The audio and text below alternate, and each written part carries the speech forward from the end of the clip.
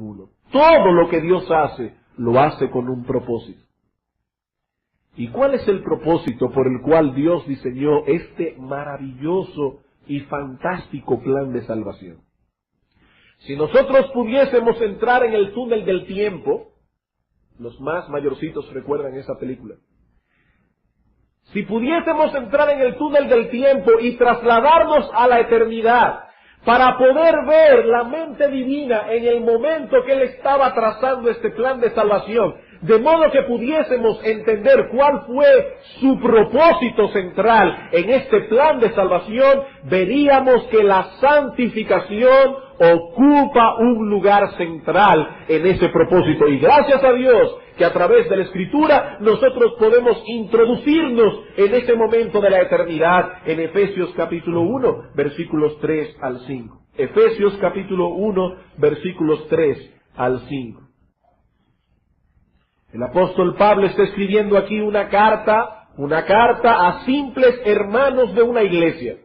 Por el contexto de la carta vemos que allí habían hombres de cierta posición, porque habían amos.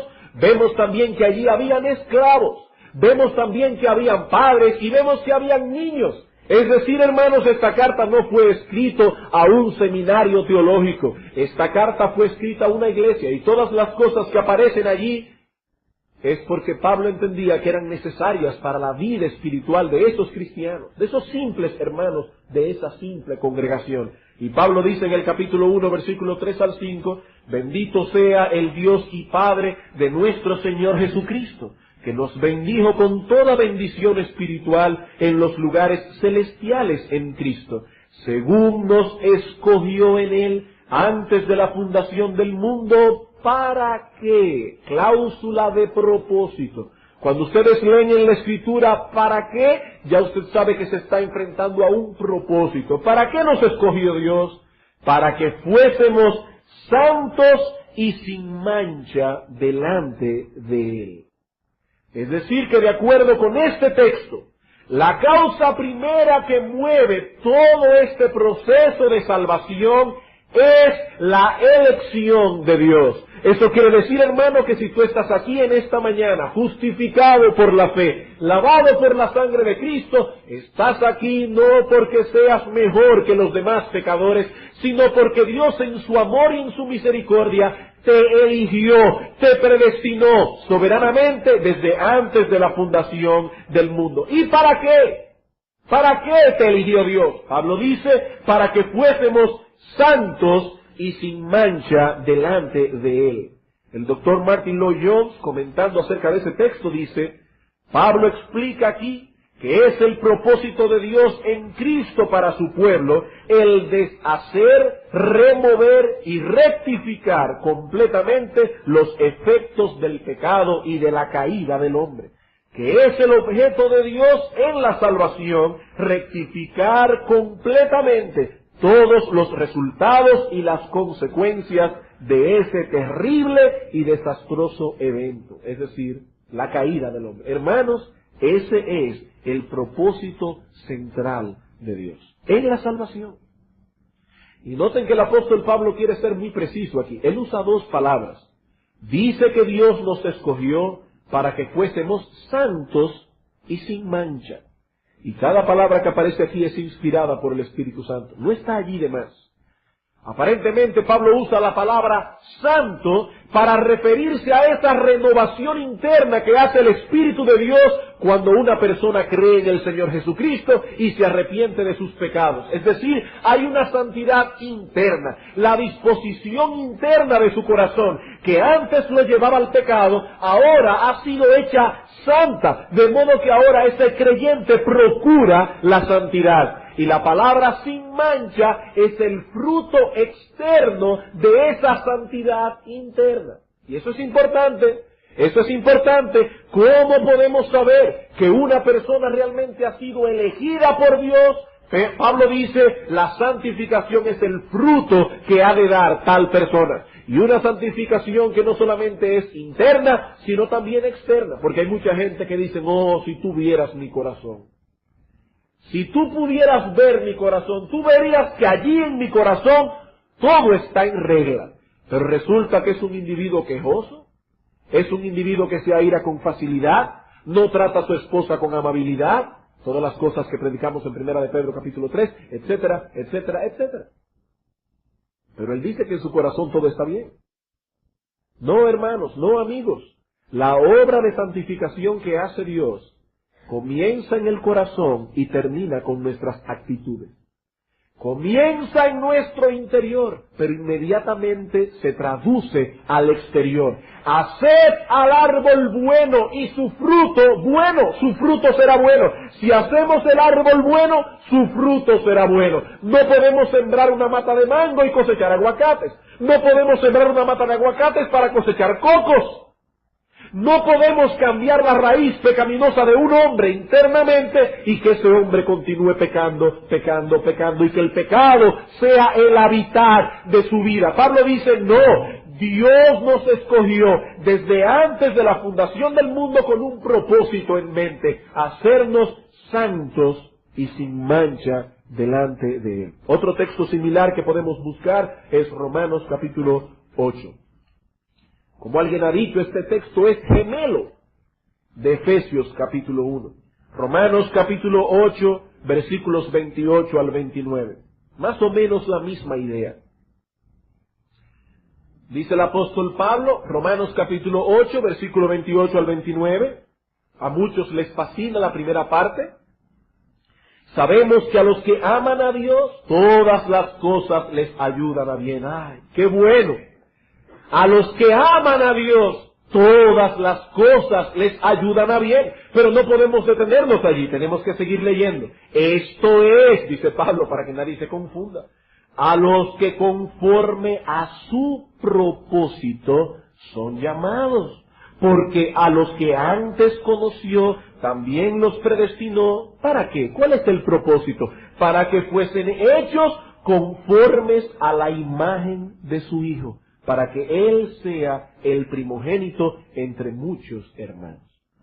Aquí se describe a los creyentes, no como aquellos que fueron elegidos, como Efesios 1, sino como aquellos que han sido llamados soberanamente por Dios conforme a un propósito. ¿Y cuál es ese propósito? Pablo dice en el versículo 29 que nosotros fuésemos conformados a la imagen de Cristo.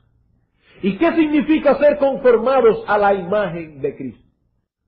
¿Saben cuál es una de las perversiones más grandes que cometen nuestra iglesia oficial? Hacer imágenes pintadas del Señor. ¿Saben por qué? No solamente porque la Biblia prohíbe la idolatría, no, sino porque una imagen pintada de Cristo presenta una imagen desbalanceada del Señor. Porque al ver una imagen visible del Señor, en ese cuadro solamente se plasma algún aspecto de la vida de Cristo, normalmente su ternura.